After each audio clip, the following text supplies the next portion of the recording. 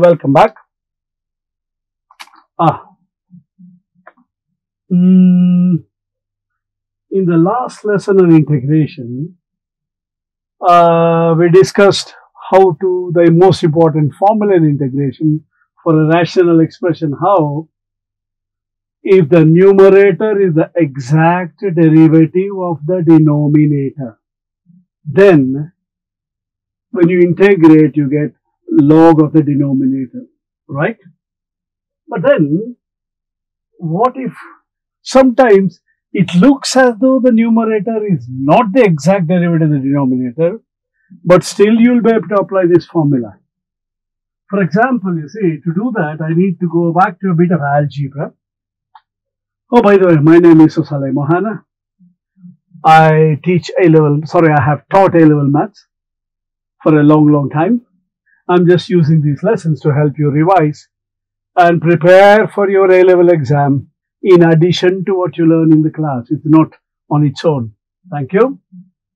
So, I have now, even though it's integration, I've started a subtopic, partial fractions. To understand this, suppose I have 1 over x minus 2 minus 2 over x plus 3. Suppose I had something like that. And we are asked to simplify this. What would you do? You take LCM. And then it will be x plus 3 minus 2 times x minus 2. So it becomes x plus 3 minus 2x plus 4 over x minus 2 and x plus 3. So it's 7 minus x over x minus 2 times x plus 3, right? So if you are given two individual fractions, rational expressions or algebraic fractions, I can combine them into one fraction. But now, partial fractions is the reverse process. You're given, for example, resolve into partial fractions. That means I want you to break it down into smaller fractions. Number 1, x over 16 minus x squared. That means there were two fractions. Somebody had added the two fractions and then given you the final answer. Now we're saying, what was the original fraction? Yeah? So to do this, first and foremost, you decide whether it's a proper fraction or an improper fraction. What do you mean by proper and improper fraction? Meaning, if the numerator is bigger than the denominator, it's an improper fraction in arithmetic. In algebra, if the power of numerator is bigger than or equal to the power of denominator, then it's an improper fraction. But if the power of numerator is less than the power of denominator, then it's a proper fraction. So the first thing you do is check whether it's an improper fraction or a proper fraction. Here, the highest power there is 1, the highest power there is 2, so it's a proper fraction. Now suppose I had 7 over 15. What could be the possible fractions that would give you 7 over 15? In other words, you got two fractions or more. We have to decide. We assume, of course, that we're looking at 1 and 15 are not the factors. What are the factors of 15? 5 and 3. So I could have a fraction with 5 and a fraction with 3, and then the numerators, I'll have to figure out how you get 7, yeah? So therefore, in other words, what did I do? I factorized 15 to get 5 and 3, yeah? So I factorize this to get 4 minus x and 4 plus x. So I could have a fraction with 4 minus x and I could have a fraction with 4 plus x. Yeah. Obviously, this is less than 1. So, the number at the top has to be less than 5. The number at the top has to be less than 3. That means the numerator, it has to be a proper fraction. The numerator has to be smaller than the denominator in arithmetic. In algebra, the power of the numerator must be smaller than the power of the denominator. The denominator power here is 1. So numerator should be power 0. What's power 0? A constant. But I do not know what it is. So I'll call that as A. Here the power is 1. So I call that as B. Yeah. If I find A and B, I split it, right? Remember, these two are the same. So here also I put A and B. So then, take LCM. So multiply throughout by 15. What do I get? I get 7 equal to 3A plus 5B.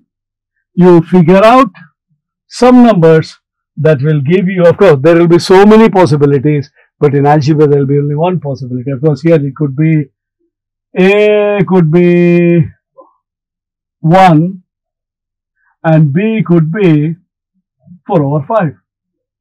In which case it becomes 7, right? Unfortunately, we can't guess here. So what we do is multiply throughout by 4 minus x times 4 plus x. So what do I get? X equal to A times 4 plus x plus B times 4 minus x. Yeah. Don't take LCM. I didn't take LCM there. I multiply throughout by the denominator of the left hand side. Do the same thing, okay? It's easier. So therefore, there are so many ways of finding this. I'll show you one. I will do elimination. Meaning, look for one of the brackets to become 0. What happens when x is 4? When x is 4, 4 equal to A times 8 because B becomes 0. So A is a half. Put x as minus 4. Minus 4 equal to B times 8. So B is minus half. So therefore, the answer would be a half over 4 minus x minus half over 4 plus x. Yeah, pretty straightforward. Okay. Whereas I could do comparing coefficients.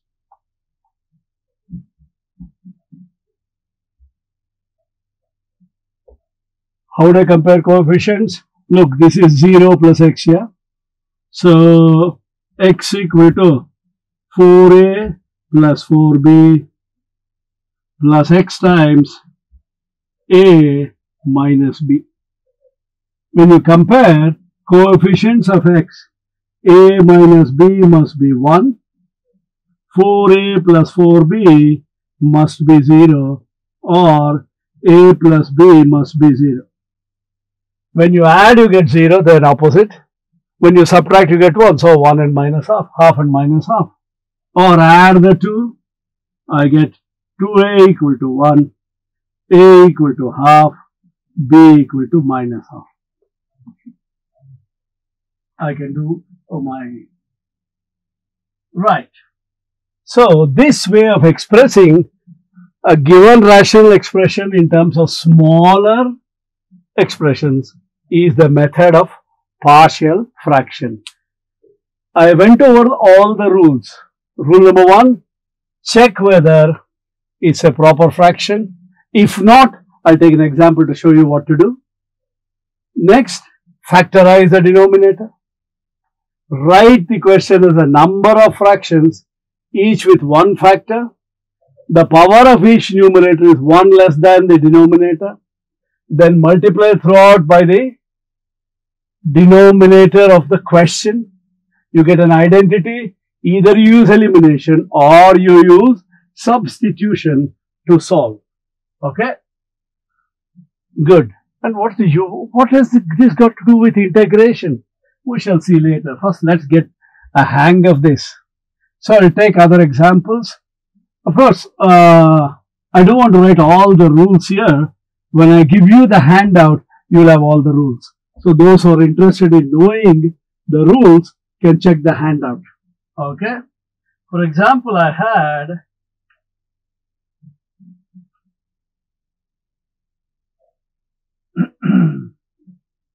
let me check if there is.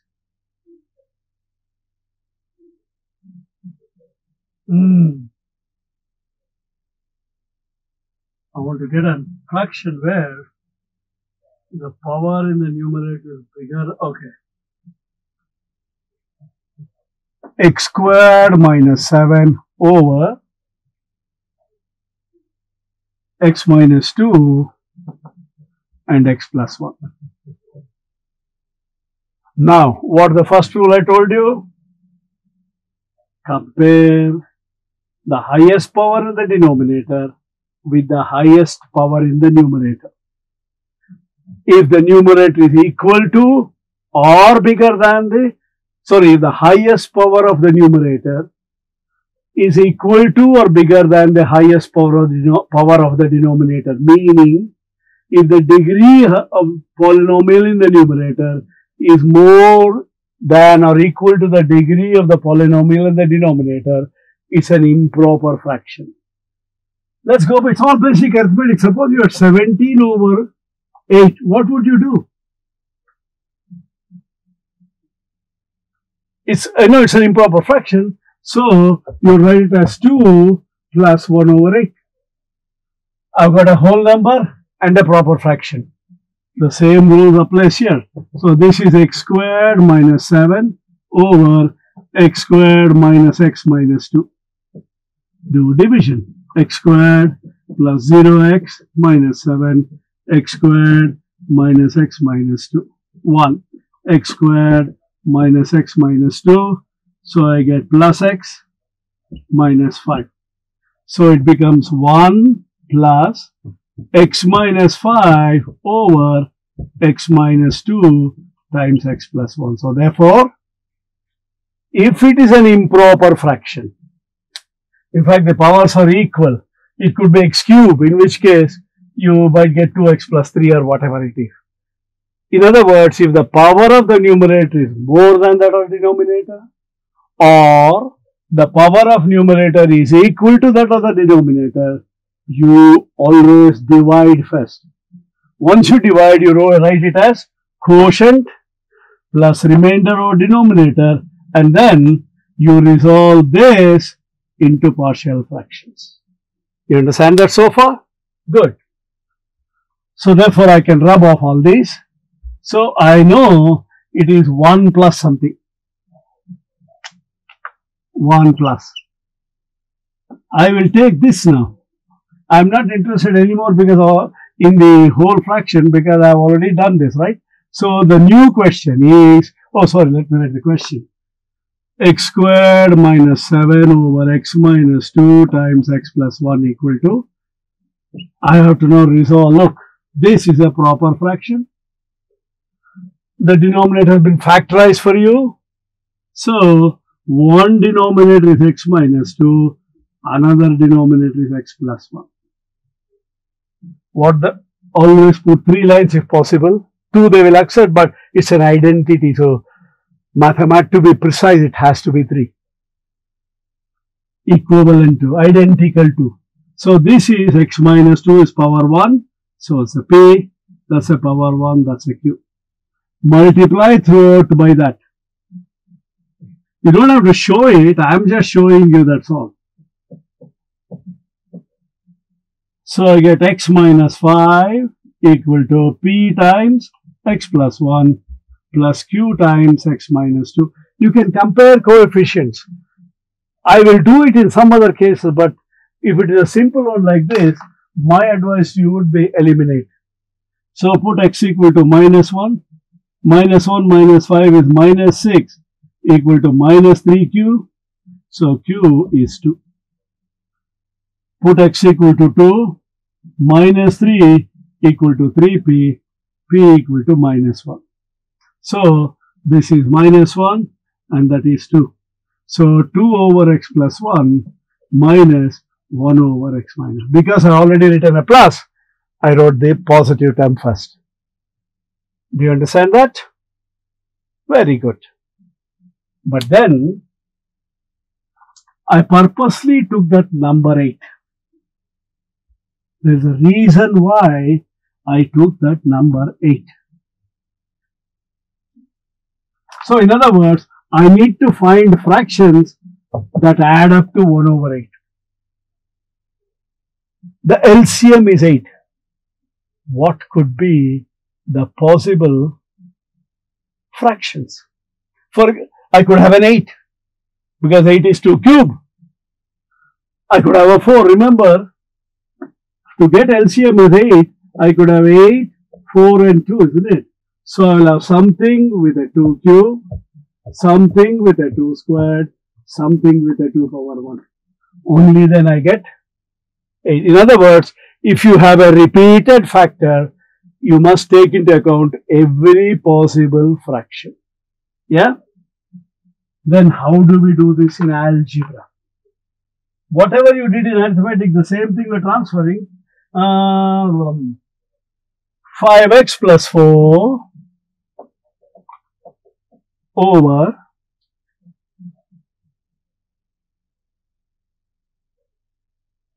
x minus 1 and x plus 2 whole squared.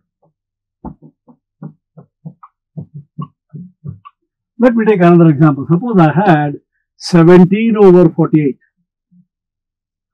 What are the numbers that can give? Look, do prime factors. 2 power 4 times 3 is 48, isn't it? You have a 2 power 4. So I can have a 16, an 8, a 4, and a 2, and a 3 because 3 is a prime factor. So the prime factors here are x minus 1, x plus 2, and x plus 2 whole squared. So therefore, I'll have something with x minus 1. Because of the whole squared, you will have 2 fractions. One is x plus 2 and the other one is x plus 2 whole squared. What about the numerators? The numerator here, the power is 1a, b, here. Sir, but the power is 2 because x squared.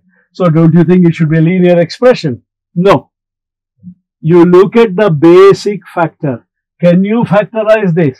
Yes. What do you get when you factorize it? X plus 2 and x plus 2. So x plus 2 is the factor, the only factor there. So therefore, power 1, so it should be power 0. This is where the of course, in arithmetic it is difficult. There will be millions of answers. In algebra, there will be only one answer, as you will see. But then, how do we find ABC? This is where I have come across students when I mark the test, the LCM here would be x minus 1, x plus 2, and x plus 2 whole squared. So it becomes x plus 2 whole cube. Whereas the question was only x plus 2 whole squared. Of course, you will get some common factors which you have to cancel. So to avoid the problem, that's the reason why I told you, always multiply by the denominator of the question. That way, you will never ever go wrong. So this becomes 5x plus 4 equal to, when you multiply this with that, I get x plus 2 whole squared. When I multiply this with that, I get b x minus 1 x plus 2. When I multiply this with that, I get c times x minus 1. Yeah? Even I am not in the habit of putting identical. Okay, identity. Then, elimination. Do as many as you can using elimination. So, put x equal to minus 2. Minus 10 plus 4 is minus 6. That is 0, that is 0. Minus 3c. So, c equals 2. Okay. Put x equal to 1. 9 equal to 1 plus 2. 3a, 9a. So, a equal to 1. But the problem now is, I don't have any other value. But remember, it's an identity. You can put any value of x you want. Do not use compare coefficients unless it's an x squared, which we'll see later. Okay? Elimination. So you can put any value. Use a value which you never used before. Ideal value is 0 because life is easier. 4 equal to 2 squared is 4a minus 2b minus c. So 4 equal to 4 minus 2b minus 2. So 2b equals minus 2 because 4 and 4 cancel. So b is minus 1. So in place of a, I can write 1. In place of b, put the minus in the middle so life is easier. And in place of c, I can write 2. So a complicated, simplified expression by magic, you can get each one of the fraction that will add up to that particular rational expression. Alright? Let me take one more example.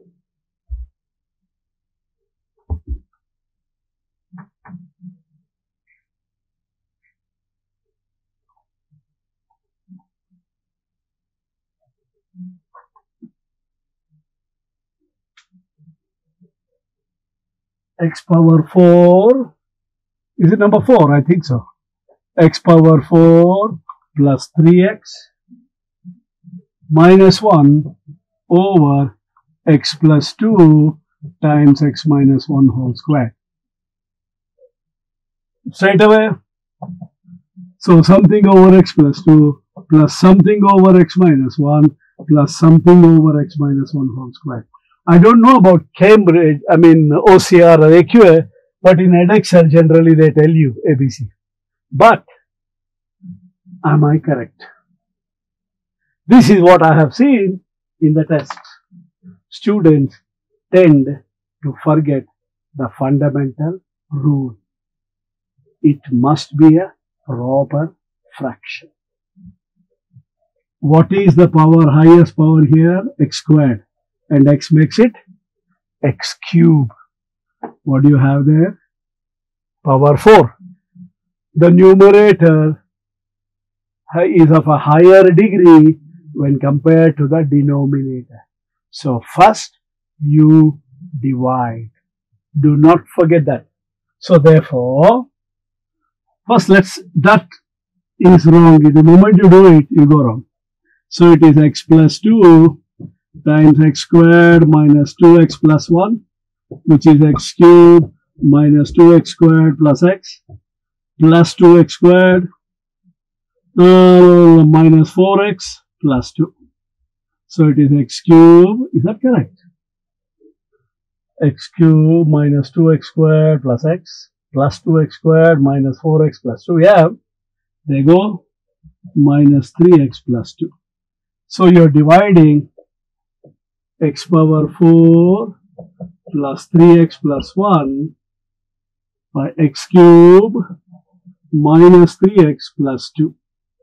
So multiply by x, I get x power 4 minus 3x squared plus 2x. Yeah, long division. You can't do synthetic, sorry. So therefore, let me confirm I written the question correctly. I don't want some horrible fractions. 3x minus 1. I wrote minus 1. I don't know why I put plus 1. Let me confirm this. X cube minus 2x squared plus x plus 2x squared minus 4x plus 2. Boom, boom, correct. So subtract. So I get 3x squared plus x minus 1. Correct? Because negative 3x squared when you subtract becomes positive 3x squared. 3x minus 2x is x minus 1. This 3x squared plus x minus 1 is smaller than that. So the question has become simpler for you. Not exactly simpler. At least you got a proper fraction. So it is x plus 3x squared plus x minus 1 over Don't write this because we have to factorize it, so write the factorized version. Now, your job is to resolve that into partial fractions. What? That bit. Don't involve the x. So 3x squared plus x minus 1 over x plus 2 times x minus 1 whole squared equal to something over x plus 2 plus something over x minus 1 plus something over x minus 1 squared. Power 1 a, p, power 1 q, basic factor is power 1, so r. Multiply throughout by x plus 2 times x minus 1 whole square. Do not try to use adding fractions algebraically. Life becomes harder. So 3x squared plus x minus 1 is p times x minus 1 squared plus q times x plus 2 times x minus 1 plus r times x plus 2. Find as many as you can using elimination. Put x equal to 1, 3 plus 1, 4, 4 minus 1 is 3, 0, 0 equal to 3r, so r is 1. Put x equal to minus 2, 2 squared is 4, 4 is 12, 12 minus 2 is 10, 10 minus 1 is 9, minus 2 minus 1 minus 3, so 9p, so p is 1.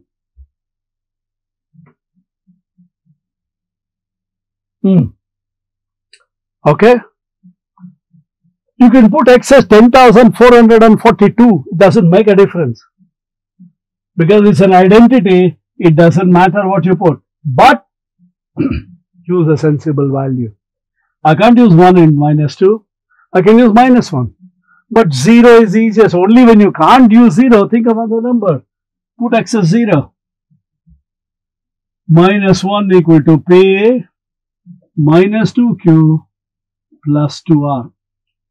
So minus 1 equal to 1 minus 2q plus 2. 2 plus 1 is 3, 3 plus 1 is 4, so minus 2q is minus 4. So q is 2.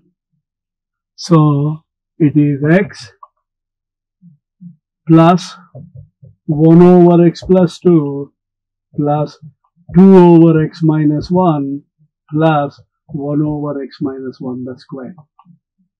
Do you see the advantage of doing that? I will show you in the next lesson. Okay. As I said, there is one more bit which I haven't taken. This is for maybe people who are doing OCR or maybe people who are doing EdXL. For the maths, I'll just take one more example. I don't know whether I have time. I hope I have time. Or I'll do it separately when I do integration, because why should I necessarily do it now? What if it is not there? Because I don't know. Anyway, let me stop there. Doesn't matter. I'll see you in the next lesson. We'll go back to integration. Bye-bye. Hello. I want to take this opportunity to propose a vote of thanks. I would like to thank Vivid Innovations Private Limited and Commerce Forum for so generously giving up their studio and the facilities and the services of their technicians to record all these videos for free. I think that needs to be acknowledged and appreciated. Thank you very much. And my special thanks to Mr. Nitin Mahadevappa, Mr. Nishant Guruswamy, and Mr. Sadan Kumar DN for all their help and assistance in getting these videos ready, uploaded and launched. Thank you very much.